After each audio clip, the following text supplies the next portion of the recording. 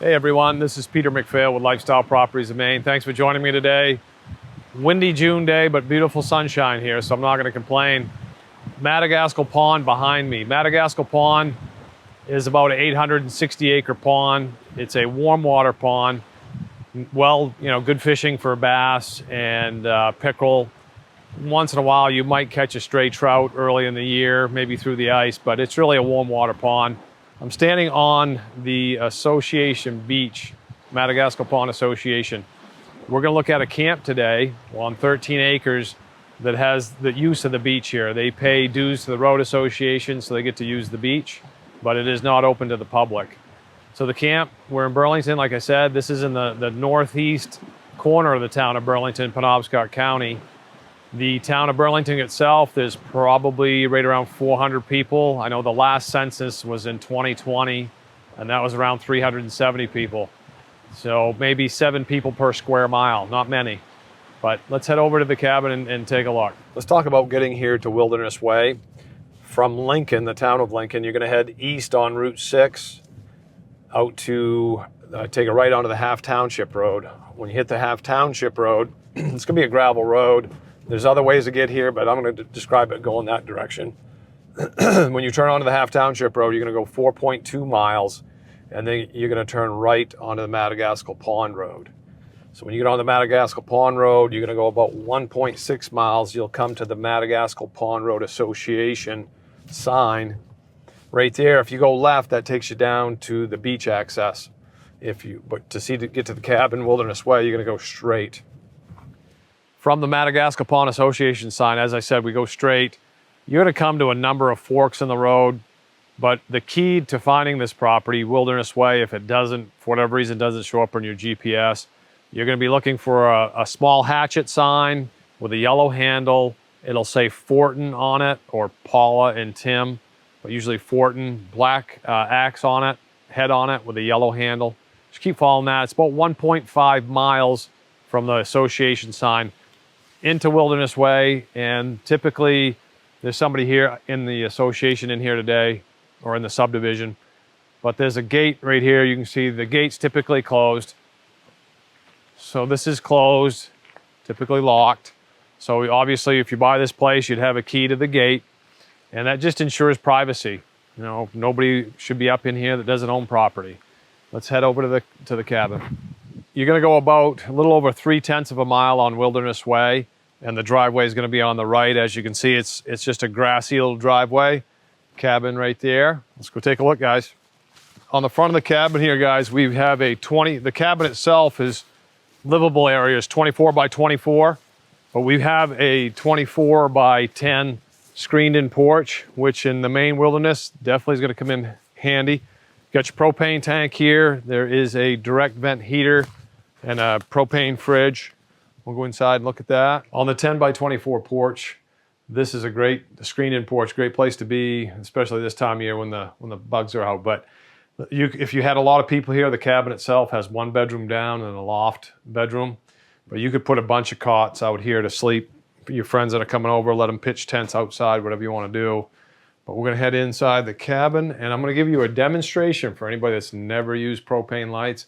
We're going to do a how-to demonstration. So step 1, turn the propane on out at the tank.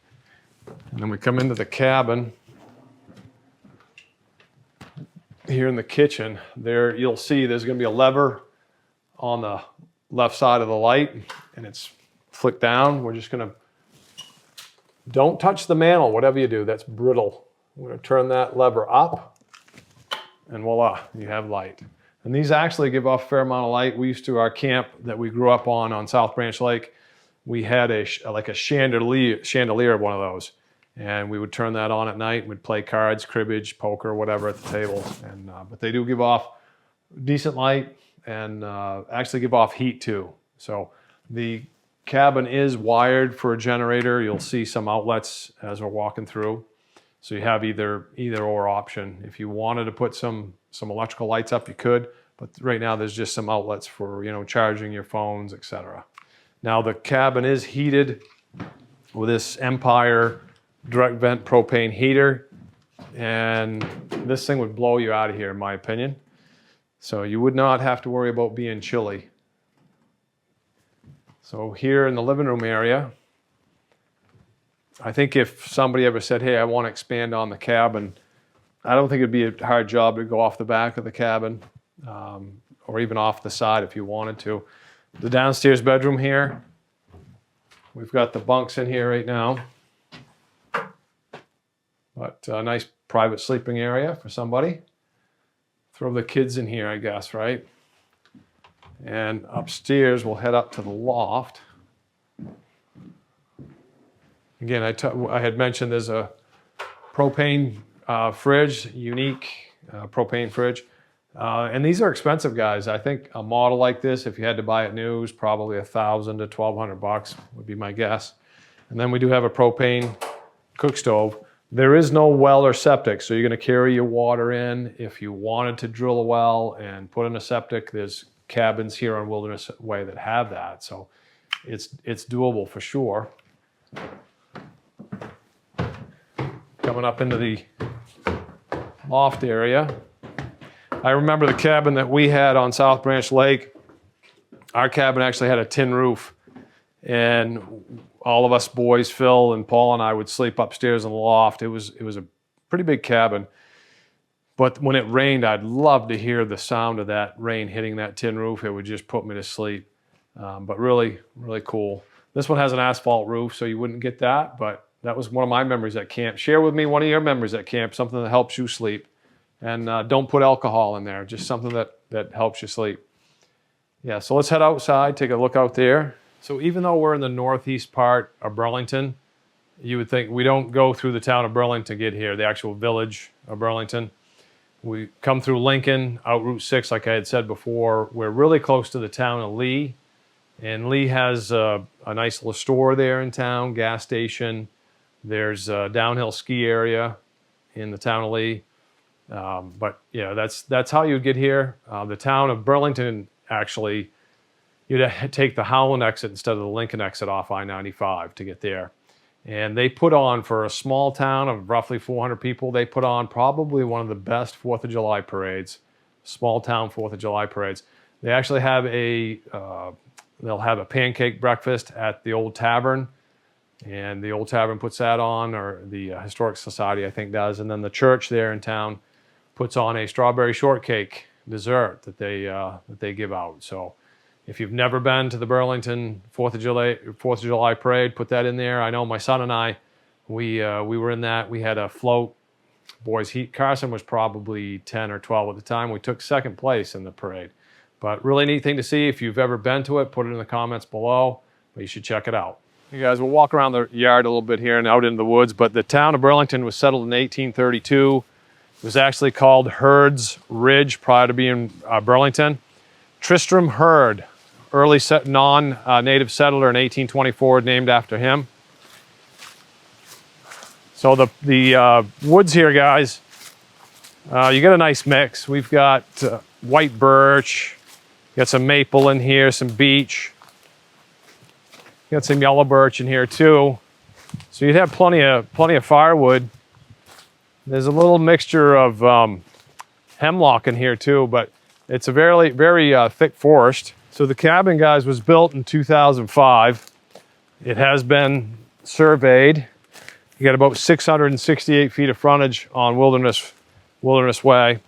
As you can see here, guys, the forest, she is plenty thick enough, so you wouldn't have to worry about running out of firewood for the camp if that's what you were going to do, or if you want to put a wood stove in, you'd have plenty of stuff for that too.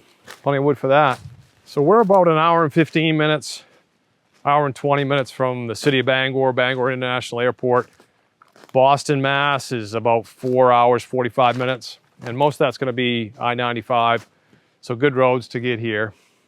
So access is pretty easy. The Association Road, sometimes I think it's plowed in the winter time, but I don't know if it's always going to be guaranteed to be plowed. So access, you do have the ATV trail that runs right through here. If you like to ATV, this is a great spot for you. Obviously snowmobiling in the wintertime. Hey guys, if you're new to the channel, or if you've been here a while and haven't subscribed yet, please subscribe to the channel and click the notification bell. That way you won't miss any of our videos. Appreciate you joining us today. All right, let's recap what we've looked at here today. We have a 24 by 24 log-sided cabin with one bedroom down, then a loft bedroom. And then you have a 10 by 24 screened in porch, 13 acres, very private, heavily wooded 13 acres.